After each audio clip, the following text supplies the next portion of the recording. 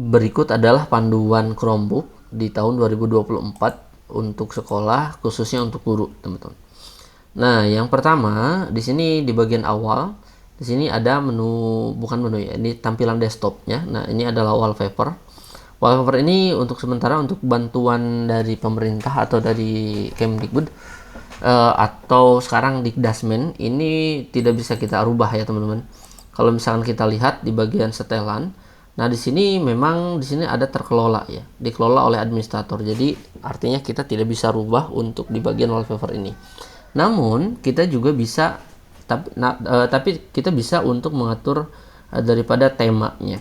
Nah, temanya teman-teman ada 3 yang disediakan, yaitu terang atau misalkan light, ada dark itu hitam seperti ini, atau otomatis menyesuaikan. Nah, di bagian warna aksennya kita bisa aktifkan. Kita bisa dipilih sesuai dengan ada yang di sini ya, ada 4 kombinasi warna teman-teman. Jadi teman-teman silahkan bisa untuk memilih salah satunya gitu ya. Nah, kita close. Nah, di bagian desktop tadi ya, kita bisa klik kanan di sini. Kita juga di bagian sini kita bisa mengatur posisi rak. Nah, posisi rak ini taskbarnya. Kalau di Windows itu taskbarnya. Nah, gimana caranya? Sebenarnya kita bisa klik kanan, posisi raknya kita atur. Nah, dalam hal ini kan sekarang di posisi di bawah ya. Nah, kita bisa atur sebelah kanan seperti ini, atau raknya kita sebelah kiri seperti ini. Nah, untuk di bagian atas ini belum bisa ya. Kita pindahkan ke bagian bawah seperti ini. Nah, kemudian kita juga bisa menyembunyikan automatic hide ya, atau misalkan sembunyikan rak dalam otomatis. Jadi kalau kita buka, jadi si taskbarnya ini akan hilang gitu ya. Tapi kalau misalnya kita arahkan kursor ke bawah, ini akan kembali lagi gitu atau muncul lagi gitu ya. Nah, ini opsional, teman-teman disesuaikan saja. Oke, di bagian sebelah kiri di sini ini adalah launcher ya, peluncur ya. Jadi kalau kita buka, diklik di sini, aplikasi-aplikasi terinstall akan muncul ya. Baik itu aplikasi yang dari Chrome Store ataupun yang shortcut ya. Shortcut dari web gitu ya, nanti akan muncul ke sini gitu. Nah, di sini kita juga bisa membuka berbagai aplikasi-aplikasi yang kita sudah install. Misalnya kita bisa buka kamera, YouTube, scan, dokumen dan lain sebagainya. Di bagian sebelah kanan di sini ini adalah ada waktu ya, ada waktu, kemudian ada panel menu ya, panel menu kita klik. Nah, di sini ada beberapa teman-teman, ada WiFi gitu ya, ada screenshot, kemudian mode jangan ganggu, kemudian ada Bluetooth gitu ya. Nah, di sini Bluetoothnya kita bisa hidupkan dan matikan gitu ya. Nah, di bagian di sini juga ada transmisikan layar atau Chromecast, screencast ya. Jadi kita bisa menampilkan ke proyektor kalau misalkan di proyektornya ada WiFi, ataupun ke TV ya, televisi juga bisa. Di sini juga ada bagian menu fokus dan lain sebagainya. Kemudian di sini ada pengaturan keyboard, apakah settingannya mau bahasanya bahasa Indonesia ataupun yang lainnya. Di sini untuk mengatur volume ya, di sini juga di bagian kecil ini kita bisa pilih output dan input yang terhubung ke dalam Chromebooknya. Dalam hal ini adalah untuk speaker gitu ya, dan juga untuk input seperti mikrofon. Kemudian di bagian kecerahan layarnya kita juga bisa disesuaikan ya teman-teman, disesuaikan dengan kebutuhan. Nah, di sini apakah cahaya malamnya mau kita aktifkan atau gelapnya kita aktifkan. Jadi disesuaikan saja. Selanjutnya di bagian bawah di sini ada untuk shutdown atau mematikan ya. Kemudian ada muat ulang.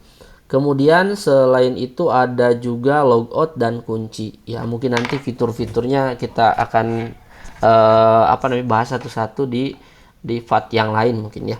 Selanjutnya di bagian sini ini adalah untuk logout. Nah, logout juga bisa dari sini, kemudian bisa dari sini ya, disesuaikan dengan kebutuhannya teman-teman.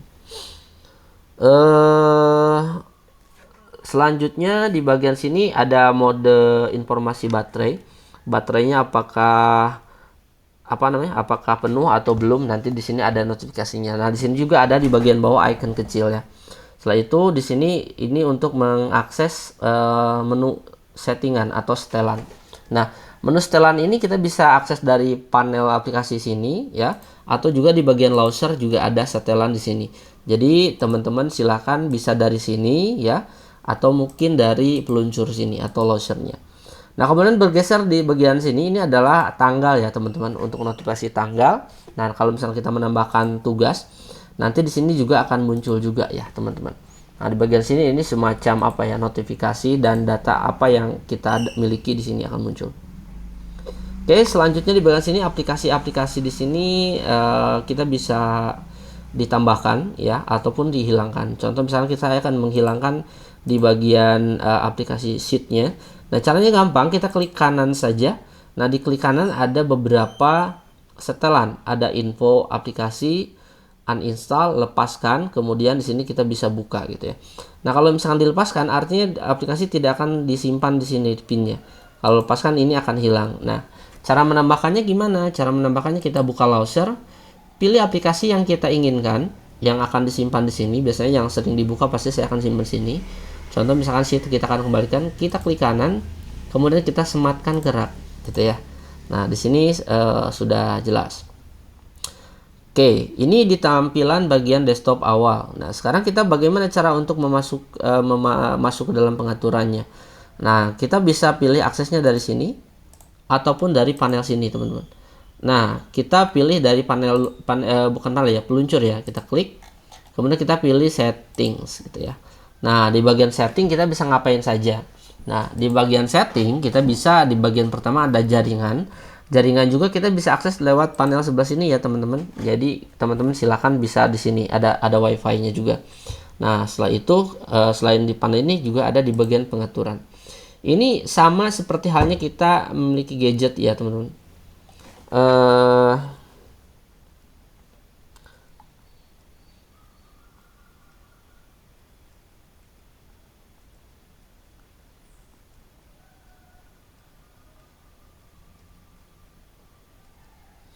Oke, kita bisa setting WiFi di sini ya.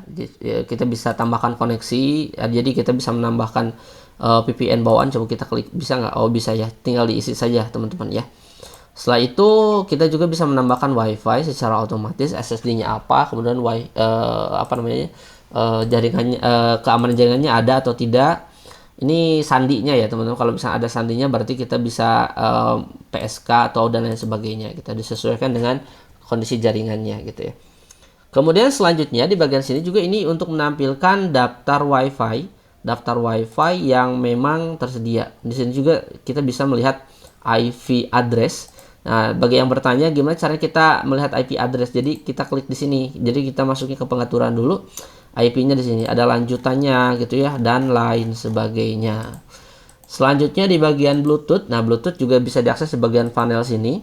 Jadi kita bisa aktifkan dari sini. Kemudian teman-teman silahkan dihidupkan ya melalui sini atau panel sini.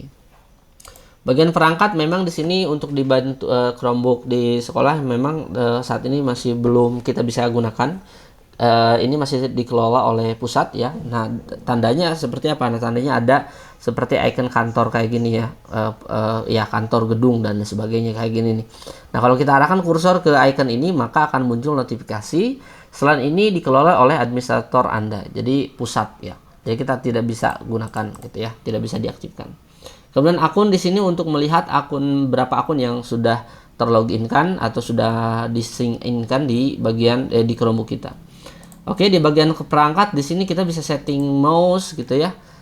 Pengaturan lambat atau tidaknya kita bisa diatur di sini, akselerasinya, kemudian kecepatannya, scrollingnya ya. Scrollingnya terbalik atau tidak kita bisa aktifkan. Nah, di sini juga sama. Ini pengaturan mouse-nya apakah ada mouse eksternal yang kita masukkan melalui USB atau tidak nanti akan terdeteksi di sini. Oke, selanjutnya touchpad juga sama kita bisa setting ya teman-teman. Gunakan touchpad dan keyboard untuk mengaktifkan klik kanan, kita bisa aktifkan di sini. Kemudian yang lainnya kita kecepatan touchpadnya juga kita bisa atur. Oke, touchpad, kemudian untuk USB keyboardnya dan keyboard bawaannya kita bisa setting dari mulai tingkat pengulangan dan lain sebagainya kita bisa aktifkan juga, dan ini silahkan disesuaikan saja teman-teman. Kemudian di bagian tampilan ini tampilan untuk resolusinya, resolusi layar atau misalkan ada yang terhubung ke Chromebook kita eksternal, misalkan LCD proyektor atau monitor. Dalam hal ini saya sedang menggunakan dua, satu layar bawaan laptop dan satu layar monitor gitu ya. Nah di sini juga kita bisa setting rasionya apakah kecil atau besar. Nah kalau kita klik yang ini, nah kalau kita besar seperti ini maka akan besar seperti ini teman-teman ya. Jadi teman-teman tinggal disesuaikan. Di sini ada resolusinya, silakan disesuaikan dengan keadaan ya teman-teman. Oke, di sini ada settingan yang lainnya gitu. Kita kembali lagi. Kemudian di bagian audio juga bisa setting di sini dan juga di sini ya teman-teman. Di bagian audio sini sama aja sih sebenarnya.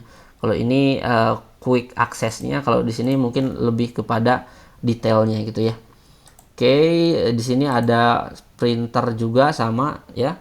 Printer kita bisa tambahkan, teman-teman bisa dilihat video saya di channel ini juga untuk tutorial bagaimana caranya menginstal printer di Chromebook.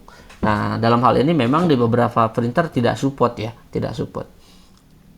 Oke, kita kembali. Nah untuk penggaya ini sama dengan yang tadi di desktop, tampilannya seperti ini ya teman-teman. Oke, di privacy dan keamanan bisa kita kontrol privacy, sinkronisasi dan layanan Google, layar kunci dan login, kemudian kelola orang lain dan yang lainnya. Di sini ada dua yang kita tidak bisa nikmati, yaitu mengaktifkan akses terverifikasi dan juga gunakan koneksi aman untuk mencari situs. Ini terkelola ya teman-teman. Kemudian di aplikasi, di sini ada aplikasi yang terinstall di Chromebook kita. Ini sama aja di bagian sini juga ada ya teman-teman. Jadi teman-teman bisa mengakses ini juga. Oke, selanjutnya di bagian notifikasi ya, tentunya notifikasi ini apakah kita mau aktifkan atau tidak, dan aplikasi mana saja yang kita izinkan notifikasi untuk ada notifikasinya gitu ya. Di aksesibilitas di sini teman-teman ada juga tampilan opsi aksesibilitas di setelan cepat, text to speech, kemudian layar dan pembesaran, kemudian input dan yang lainnya. Ini disesuaikan saja.